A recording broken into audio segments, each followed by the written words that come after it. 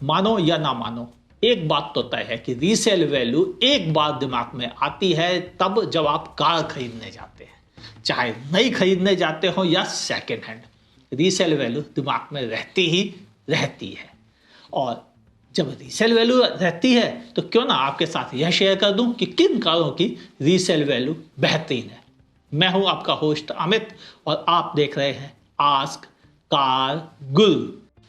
एक इंपॉर्टेंट सूचना, अगर आपके पास कोई एक ऐसी कार है जिसके पार्ट्स मिलने में आपको दिक्कत आती है, शोरूम्स पे पार्ट्स नहीं मिलते, या आप छोटे शहर में रहते हैं जहां पार्ट्स की दिक्कत आती है, या आपके पास एक ऐसी कार है जिसकी कंपनी ही बंद हो चुकी है, तो परेशान होने की जरूरत नहीं है। बूडमो ट्राई कर सकते हैं। बूडमो.com एक वेबसाइट है जिस पर इन सभी कारों के कैटलॉग मौजूद है। बहुत सारे तरह के पार्ट्स वहां पर आपको मिल जाते हैं, परेशान होने की जरूरत नहीं पड़ेगी। एक बार बूडमो ट्राई जरूर कीजिए। अगर आप मोबाइल पे हैं तो आप उसकी एप्लीकेशन डाउनलोड कर सकते हैं, एंड्रॉयड और एप्पल का प्ले स्टोर से। बूडमो ट्राई कीजिए, आप निराश नहीं होंगे। और हाँ, बूडमो यह भी बता देता है कि पार्ट्स कितने दिनों में आपके घर तक पहुंच जाएगा। पहला पॉइंट जो डिस्क्लेमर है वो ये, हर कार की रीसेल वैल्यू पूरे इंडिया में एक जैसी नहीं होती है। किसी की साउथ में अच्छी, किसी के नॉर्थ में अच्छी, किसी के पंजाब में अच्छी, तो किसी के बिहार में अच्छी। जगहों के अनुसार resale value demand and supply अनुसार बदलती रहती है। दूसरा डिस्क्लेमर, किसी कार की रीसेल वैल्यू आज अच्छी है तो इस बात की गारंटी नहीं है कि आगे भी अच्छी रहेगी। हो सकता है कल को कम हो जाए। एग्जाम्पल, वैगन आर आज उतनी अच्छी रीसेल वैल्यू नहीं है। किसी भी कंपनी की रीसेल वैल्यू नहीं होती। हाँ, बिल्कुल सही बात कह रहा हूं। कार बिकती है, कार की कंपनी या उसकी फैक्ट्री या उसका ऑफिस नहीं बिकता है। कार बिकती है तो कार की रीसेल वैल्यू होती है, कंपनी की नहीं। ना मानो, एग्जाम्पल देख लो, मारुति सुजुकी की स्विफ्ट की रीसेल वैल्यू अच्छी है लेकिन एस क्रॉस की नहीं। याद आया? तो फिर किस किस की रीसेल वैल्यू अच्छी है वह बात करता हूं इस वीडियो में, और बताता हूं mini SUV, mid size SUV, premium SUV, 7 seater और एंट्री लेवल 7 सीटर में किसकी रीसेल वैल्यू अच्छी है। अब बढ़ते हैं अपने मुद्दे की तरफ, रीसेल वैल्यू। हाँ, मैं शुरुआत कर देता हूं पहले 7 सीटर्स की तरफ से कि 7 सीटर्स कौन कौन सी बेहतर हैं। इसमें अगर आप प्रीमियम 7 सीटर की बात हो जाए तो क्या गलत है। हाँ, मैं प्रीमियम 7 सीटर के तौर पर आपको बताता हूं, इनोवा क्रिस्टा आज भी बेजोड़ है। इसकी रीसेल वैल्यू सबसे बेहतरीन है। आप कभी भी इसे बेचने जाएं निराश नहीं होंगे, तुरंत खड़े खड़े यह कार बिक जाती है और अच्छी रीसेल वैल्यू बिक जाती है। यानी इनोवा धोखा नहीं देती, कम से कम रीसेल के मामले में। अब बात करते हैं, क्या इसके अलावा कोई और ऐसी गाड़ी है जो 7 सीटर आपको अच्छी रीसेल वैल्यू दे जाए। इत्तेफाक से कोई दूसरा ऑप्शन ही अवेलेबल नहीं है। अभी हाल में कुछ कारें लॉन्च हुई हैं लेकिन उनकी रीसेल वैल्यू तय करने में 3 साल तो चाहिए कम से कम। भाई, कोई कार आज खरीद के कल बेचने थोड़ी नहीं चला जाएगा, 2-3 साल तो रखेगा, उसके बाद बेचेगा, तभी उसकी रीसेल वैल्यू कैलकुलेट होती है। यानी नई कारों की, जो अभी लॉन्च की हुई कारों की रीसेल वैल्यू तय करना नामुमकिन होता है। क्लियर? अब बढ़ते हैं उन 7 सीटर्स की तरफ से जो इनोवा से कम कीमत की है, एंट्री लेवल में है। ऐसी 7 सीटर में सबसे अच्छी रीसेल वैल्यू है मारुति सुजुकी की आर्टिगा।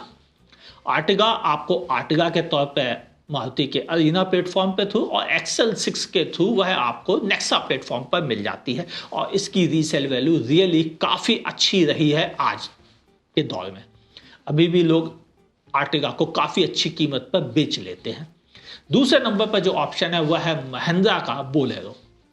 विलेज एरिया में, नॉर्थ ईस्ट के एरिया में और इंडिया के लगभग हर जगह पर बोलेरो की धूम है, और बोलेरो बड़ी आसानी से आपकी बिक जाएगी। एक और वजह है, बोलेरो आपका ध्यान से देखें सबसे ज़्यादा चोरी जाती है। क्यों जाती है? उसकी वजह उसकी रीसेल वैल्यू ही है। तो अगर आपको रीसेल वैल्यू के तौर पर विलेज में कार चलानी है, खराब रास्तों पे कार चलानी है, तो बोलेरो सबसे अच्छा ऑप्शन है। अब बढ़ते हैं प्रीमियम एसयूवी की तरफ। हाँ, प्रीमियम एसयूवी बहुत बड़ा मार्केट है। 30 से लेकर 40 लाख रुपए कीमत की गाड़ियां होती है जिन पर लोग ठसक से चलते हैं। इनमें सबसे ज़्यादा अच्छी रीसेल वैल्यू लेके आती है टोयोटा की फॉर्च्यूनर। हाँ, नेताओं की पहली पसंद और चोरों की भी पहली पसंद। वजह बेहतरीन रीसेल वैल्यू, कहीं भी बेच दीजिए, कोई भी चलाएगा, कोई फर्क नहीं पड़ता है। और चोरी जाने के बाद कारें कौन खरीदता, ये बात आप जानते हो। और उसकी वजह बेहतरीन लुक है, दमदार इंजन है और अच्छी टोयोटा की सर्विस फॉर्च्यूनर को बेस्ट रीसेल में पहले नंबर पर लाती है। दूसरे नंबर पर अगर आप मुझसे पूछे तो मैं कहूँगा एंडेवर एक ऐसी है जिसकी रीसेल वैल्यू फॉर्च्यूनर जैसी तो बिल्कुल नहीं है, लेकिन और कोई ऑप्शन भी नहीं है, तो दूसरे नंबर पर आप एंडेवर सेलेक्ट कर सकते हैं। अब बढ़ते हैं मिड साइज एसयूवी की तरफ, जो इस समय सबसे बड़ा घमासान का माहौल है। हाँ, इसमें सबसे बेहतरीन रीसेल वैल्यू देती है क्रेटा। इस सेगमेंट में कोई भी इस कार का हाथ नहीं पकड़ सकता है, कम से कम रीसेल के मामले में। और हाँ, दूसरे नंबर पर जो ऑप्शंस अवेलेबल हैं जिनमें स्कॉर्पियो है, जिसकी कभी आज से 3 साल पहले 4 साल पहले तो बहुत अच्छी रीसेल वैल्यू रहती थी, लेकिन अब उतनी नहीं रह गई है। वजह है कि कुछ नए ऑप्शंस आ गए हैं और दूसरी वजह स्कॉर्पियो बहुत ज़्यादा पुरानी डेटेड हो चुकी है, इसीलिए इस पर वह रीसेल वैल्यू नहीं मिल पाती है। और ऐसे ही इसका साथ देने के लिए डस्टर भी है।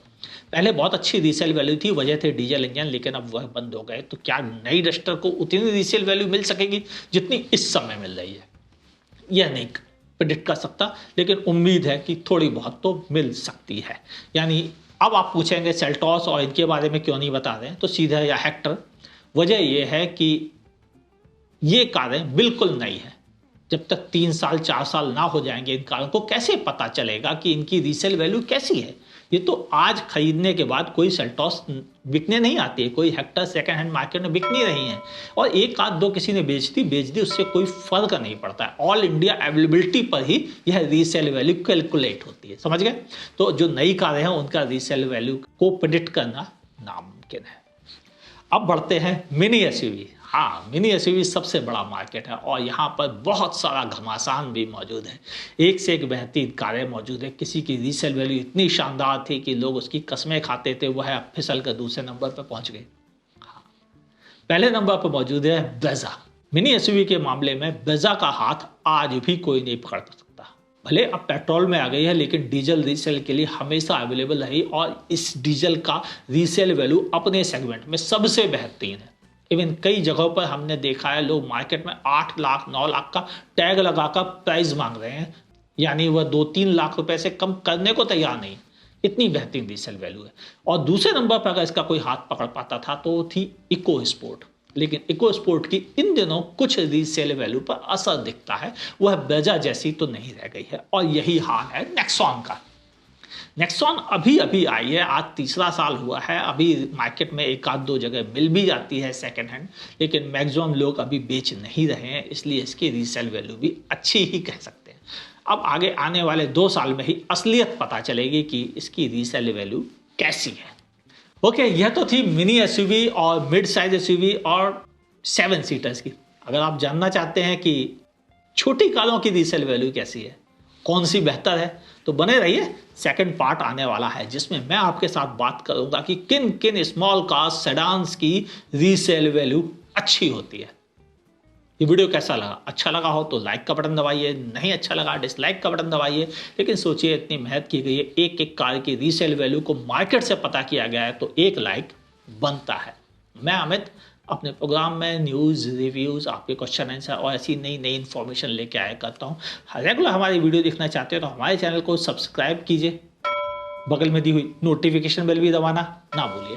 मुलाकात होगी आपसे मेरी अगले वीडियो में। देखते रहिए आस्क कार गुरु।